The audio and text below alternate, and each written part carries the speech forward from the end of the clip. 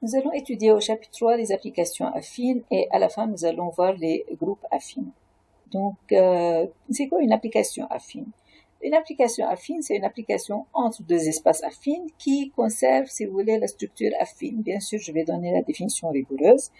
Les espaces affines, et particulièrement les sous-espaces affines, on les a vus comme étant la donnée de deux objets. On les comprend bien si on a deux choses, si on a un sous-espace vectoriel et un point. Donc, les applications affines vont être, on va le voir, la donnée de deux choses. Ce sont des applications qui sont définies par deux choses. L'image d'un point, il suffit de connaître l'image d'un point, premièrement, et deuxièmement, une application linéaire associée. En gros, c'est ça. Donc, il y a l'algèbre linéaire qui intervient vraiment dans cette partie, mais il y a en plus le point qui joue un rôle. Et si on choisit un point particulier, ça a de l'importance. Donc, définition et première propriété. On se donne deux espaces affines, E et F, et une application F de E vers F.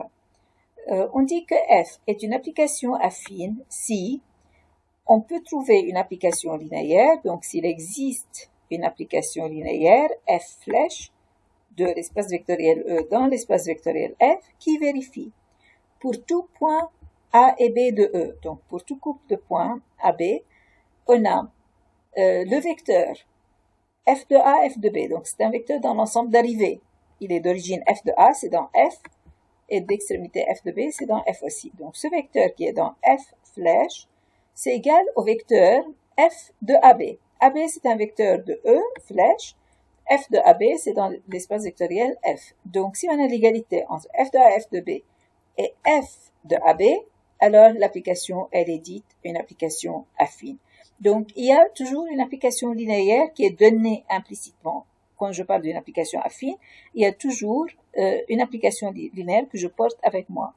Et on a cette condition, cette relation entre les deux. Donc, cette condition, comment je peux l'écrire aussi?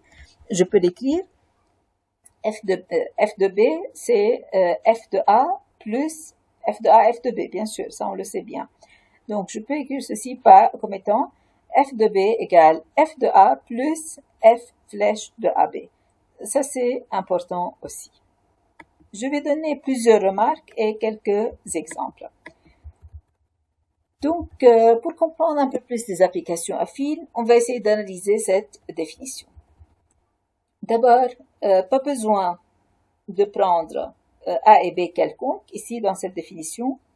F est affine si et seulement si il existe une application linéaire, donc jusqu'ici je n'ai rien changé, F avec flèche, qui vérifie que il existe un point O, tel que pour tout point M de E, F de O, F de M égale F flèche OM. Donc ici, au lieu de prendre pour tout AB dans E, il suffit de fixer l'un des deux points et ce soit vrai pour tous autres points.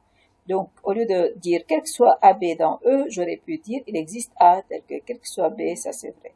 Donc, c'est exactement pareil. Pourquoi on a l'équivalence entre ces deux propriétés?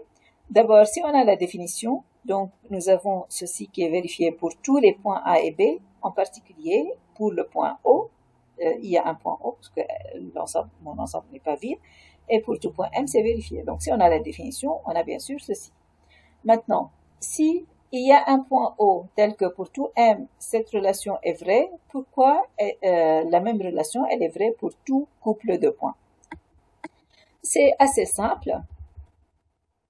Donc, supposons qu'on a ceci qui est vérifié. Il existe un point O tel que pour tout point M, f de O, f de M égale f de OM. On a. Pour AB quelconque dans E, f de A, f de B, je peux l'écrire f de A, f de O, plus f de O, f de B. Donc, f de O, f de B, moins f de O, f de A. Donc, je peux écrire le vecteur f de A, f de B comme étant f de O, f de B, moins f de O, f de A. F de O, f de B, d'après ceci, c'est f de OB. Et f de O, f de A, c'est f de OA. Donc, on va avoir f de OB moins f de OA, mais mon application est linéaire. Donc, f de OB, elle est égale, donc f de OB moins f de OA, c'est f de OB moins OA, car j'ai une application linéaire. Le passage de cette ligne à cette ligne, c'est parce que f est linéaire. Et maintenant, OB moins OA, c'est le vecteur AB, c'est OB plus AO, c'est le vecteur AB. Donc, nous avons que f de A, f de B, c'est f flèche de AB, et c'est ce qu'on voulait dans la définition. Donc, pas besoin que les points A et B soient quelconques. Si c'est vrai pour un point fixé A, et pour tout point B, ça marche. Ou pour un point fixé O, on a l'habitude, quand on fixe un point, on l'appelle O, mais ça peut être A. Quel que soit M, c'est vérifié. Deuxièmement, toujours autour des applications affines, pour les comprendre, f est affine si et seulement si il existe une application f dans f de EF telle que f de A plus U égale f de A plus f de U, quel que soit A dans E, quel que soit U dans E flèche. Ça, c'est très simple à écrire. C'est la même chose, mais c'est une écriture beaucoup plus simple. C'est très simple à exprimer. Donc, l'application f est affine, c'est seulement si il y a une application linéaire. Cette condition, je peux pas m'en passer, donc ça, c'est très important. Il existe une application linéaire f, donc c'est seulement si il existe f. Ça, c'est obligé de l'avoir, de l'imposer, tel que f de A plus U. Donc, A étant un point, U un vecteur, A plus U c'est un point. Donc, j'applique f sans flèche. A c'est un point, j'applique f sans flèche. U est un vecteur, j'applique f avec flèche, l'application linéaire. Donc, pensez toujours de cette façon. Regardez, c'est hyper simple. L'image d'une somme, c'est la somme des images, mais à condition de respecter que f de A, c'est par l'application affine, et f de U, c'est par l'application linéaire. C'est f avec une flèche. Donc, f, ici, ça change parce que je l'applique à un vecteur. D'où vient cette relation? C'est la définition, parce que pour tout point A et pour tout vecteur U, je peux écrire U, quand je fixais mon point A, je peux écrire U comme étant AB. F de A plus AB, c'est F de B. Or, je sais d'après la définition que F de B, c'était F de A plus F flèche de AB. Donc, c'est rien d'autre que la définition. On l'écrit autrement, mais c'est une écriture beaucoup plus agréable. Troisième remarque. Lorsque f est affine, l'application linéaire f flèche, elle est uniquement déterminée. On ne peut pas avoir plusieurs applications linéaires correspondantes. Pourquoi? Parce que pour n'importe quel vecteur U, je peux écrire U sous la forme AB, bien sûr. Tout vecteur, il s'écrit sous la forme AB pour deux points A et B.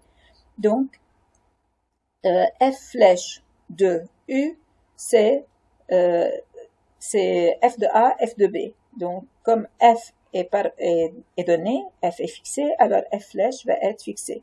D'après la relation que f flèche de U, c'est f de A, f de B. Donc, f, elle est unique. La partie linéaire, l'application linéaire, elle est unique. On l'appelle application linéaire associée à f ou partie linéaire de f. Et parfois, pour dire que c'est vraiment l'application associée à f, on la note L, indice f, linéaire de f. Donc, la partie linéaire, elle est unique. Il n'y a pas plusieurs applications linéaires correspondantes à une même application affine. Il y a une seule application linéaire qui correspond à une même application affine.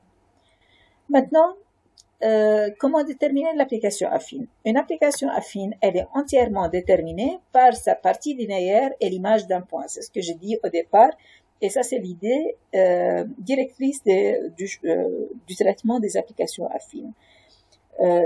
Toute application affine, elle est entièrement déterminée par deux choses. Sa partie linéaire et l'image d'un point. Donc, si j'ai la partie linéaire et j'ai l'image d'un point, je détermine f et elle est unique. Pourquoi? C'est simple, à partir de sa définition même. Supposons qu'on a un point A de E et on fixe A', on suppose que A' c'est l'image de A.